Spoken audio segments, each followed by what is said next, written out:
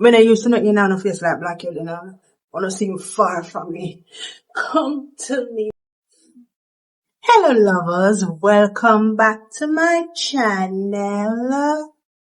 If you're new here, my name is Chantal. I am a CEO, founder, manufacturer, and I do of Video Deluxe, and I do everyday videos and, kind of soft life vibe and them something because I'm a soft girl, a gangster, but I'm a soft girl. So if you want to join the chaos of becoming, subscribe. Yeah, so we're going to get into it now. What we're going to talk about today is feminine hygiene. So we're going to discuss local tips and tricks and them something there. So stay tuned. Before that though, we're going to do the intro video. Yeah? Yeah.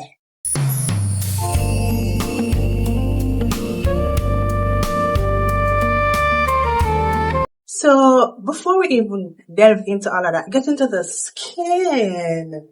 I use my body butter and oh my goodness.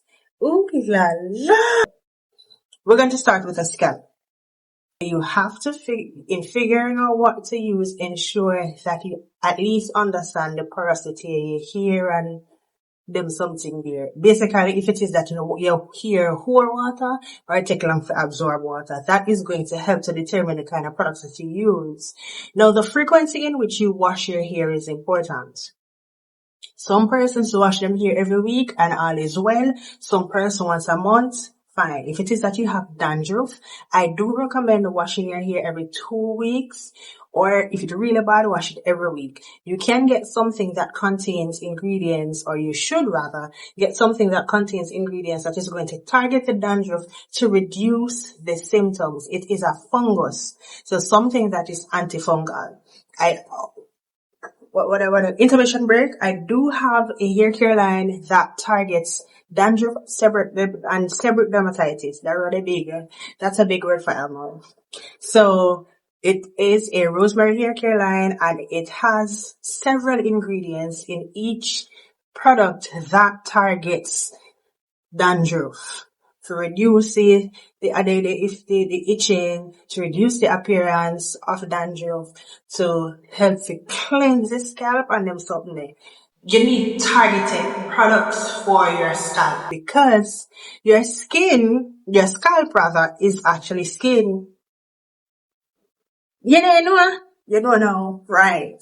So, frequency in which you wash your hair is important for the condition that you have. We're talking hygiene. If it is that you're not certain what is happening, if it is that you have scalp issues, please go to the dermatologist. Yes. No. Mention dermatologist time for your face. Facial care must be different from your body care routine. Because even though one skin over your soft delicate, down yourself might rough and tough. up your so can't manage the same thing. It is always best to go to a specialist if you have skin conditions. If you don't have the money like that, or you don't have the insurance, me know say it's sticky. It took me several years to actually get to the dermatologist, and it's something that was on my vision board since 2022, and I went in 2025. Yeah. In all honesty, I wasn't prioritizing it as much because I say I can figure things out. I can use Google and this and whatnot, but it wasn't working. You have to give what the Bible says, render unto Caesar what is due to Caesar. And then people them go to school for many, many years to study something. Give them the money if you have it, baby. If you have it. If you don't have it, then you just have to figure it out. So what I would recommend is, if it is that you want to learn how to take care of your skin, ensure that the influencers, and no one gets offended because I use quotation marks because everybody want into a frenzy when it comes to influencers and them thing. But the girl obviously yeah. But you have to ensure that they actually have the condition that you have if it is that you want to do trial and error for your skin. It is important to have a facial routine. So I have hormonal acne, and I get flare-ups depending on my diet. So if it is that I am eating sugary stuff or I'm not eating enough fiber, then I actually get acne in specific places, and it is the same for everybody. So your diet is very, very important in every aspect for your, to every way. Skin, everybody. So even dandruff, if it is that you're consuming a lot of sugary foods, then the dandruff is going to flake way more. And itching is, stress too can trigger dandruff to an all-time degree. Yeah, we skip back as I talk all over the place, you understand? So, with your face, you can use one routine for morning and evening, or you have two different routines. So, for an example, I'm currently using salicylic acid, vitamin C, and a light moisturizer, come off face delicates, a light moisturizer with sunscreen and a facial oil in the morning. So the salicylic acid is an exfoliant, right? So I have a section over here where you see the excitement, yeah, that it wouldn't come out no matter what I use. That's one of the reasons why I have went to the dermatologist. And the salicylic acid has been helping with that. And vitamin C brightens even your skin tone. But with using vitamin C, you must use a sunscreen because it makes your skin sensitive. You know why? Use something that go brighten your skin and then go in and the sun go burn up and make the situation worse. Yeah, and that is true for anything that brightens your complexion. So kojic acid, azelaic acid, I think glycolic acid you have to use a sunscreen as well. I'm not certain, so don't quote me upon that.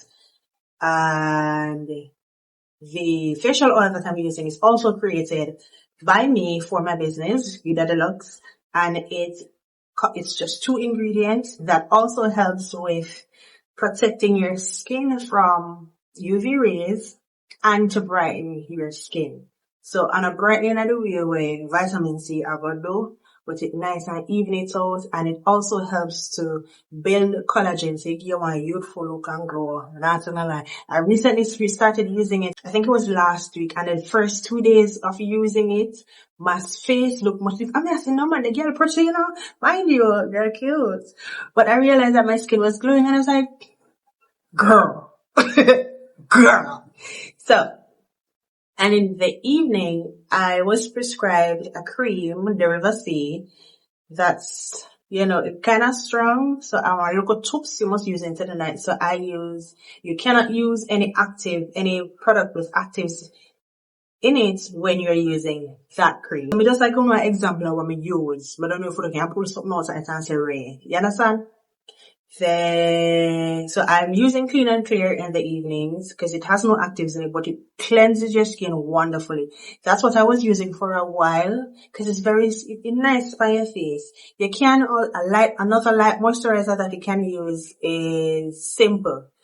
They have products that is very, very good for sensitive skin. Yeah. Make sure so we're done with that. The River C, and then you use a moisturizer after using that.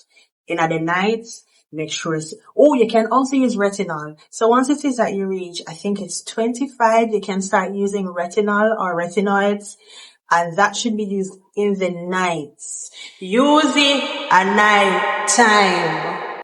You understand? Cause your face will mash up if you use it into the day. And then worse, use on sunscreen. Sunscreen is very important, ladies and gents. But after the girl, I would have talked to the girl now. Still, very, very, very important. Even if you're darker than me.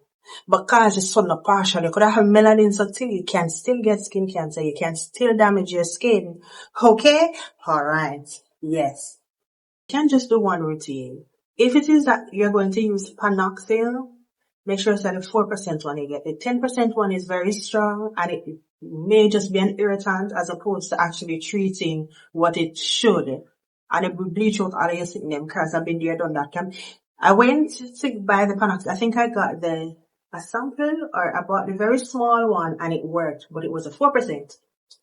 And it worked wonderfully. But we decided to repurchase and buy the 10% comes amount is strong, but if 4% work, imagine when 10% are gonna do. No baby gonna say work. That's not how it works.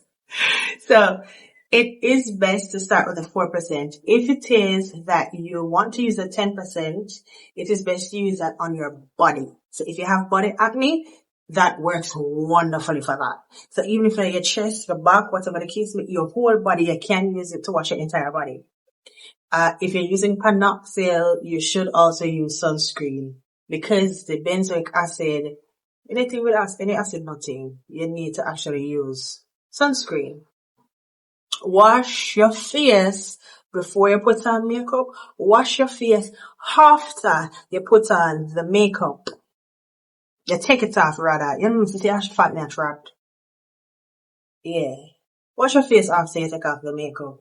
Ensure that you are not sleeping in your makeup.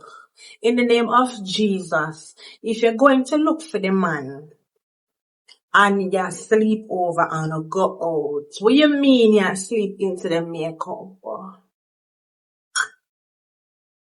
So if you ever scare them crew and the man don't want you and you're a man, that baby. You understand? If it is that the man don't make you feel like the most beautiful girl in the world, it's not your man. So nobody got your man, the man yard, and sleep into the makeup because you're afraid to say, you know, look cute. You are cute. You are. Okay? So, and nobody jump up, sun a shine, rain a fall, breeze a blow, chicken patty outside the door, moisturizer, sunscreen every day. Sunscreen especially should be reapplied. So if it is that you work in the sun constantly, reapply your sunscreen. Drink water and mind your business. That is very important. Mind your business when you are drinking the water. Mind it.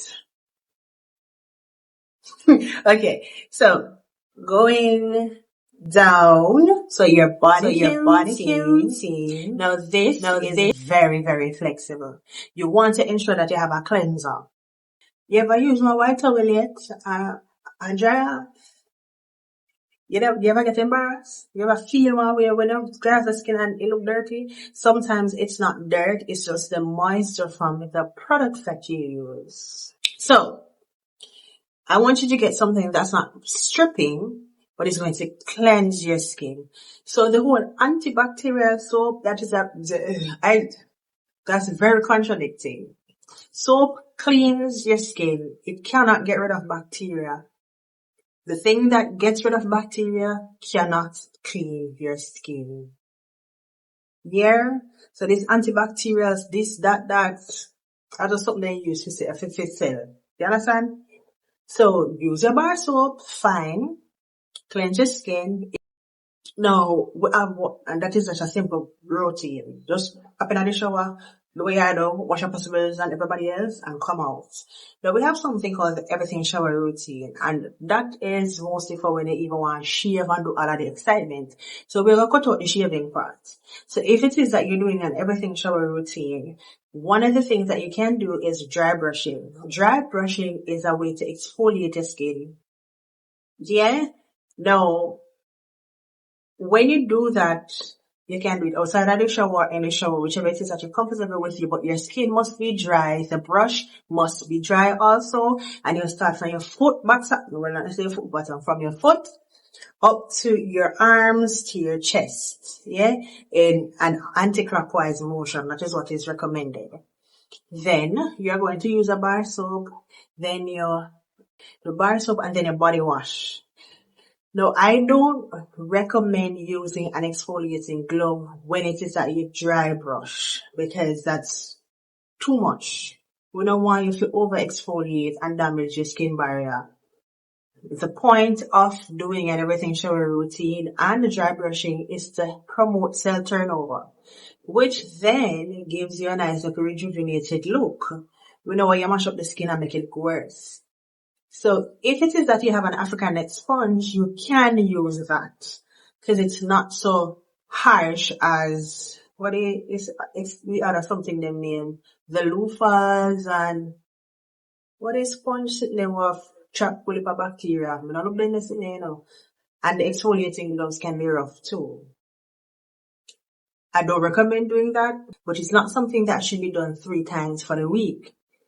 So you use that, you can use a shower oil. That is going to leave some moisture on your skin, but not too much. The one that depends on the one that you choose. And then you step out the shower and you can layer with another oil. Now, if it is that you don't use a dry brush and you just start from the bar soap, start with a bar soap with your rag, washcloth, not your hand. So a washcloth. Rag, in the Caribbean we say rag. Other places, washcloth, right? You go soap it up, rub it up and sod it out. You understand? And then you start, and you make up your soap and wash your body. All of your body. With your washcloth. Cleanse your skin. Then you can use an African net sponge or an exfoliating gloves and use your shower gel or your body wash. Or you use a foaming body polish or a body scrub. There's a difference between a foaming body polish or a body polish and a body scrub. So a body scrub is a little bit harsher on the skin. That can be used 2 to 3 times per week. A foaming body polish or a body polish is going to contain ingredients that are gentle on your skin. So while they exfoliate, they gently do that. So it's not as harsh as the typical body scrub. And body polishes can be used a bit more frequently than body scrubs, but I still recommend sticking to the 2 to 3 times per week. So again, right? I do not recommend using 2, 3 different exfoliating methods in one routine. You're going to damage your skin barrier. The point of having a decent shower routine is to ensure that your mood is enhanced and that your skin is left soft and glowing. Right? Right. No. For down here, so then, you understand? Or if it's a big mama, they purr louder. We're going to have to pick this up in another video. Thanks for watching. Bye.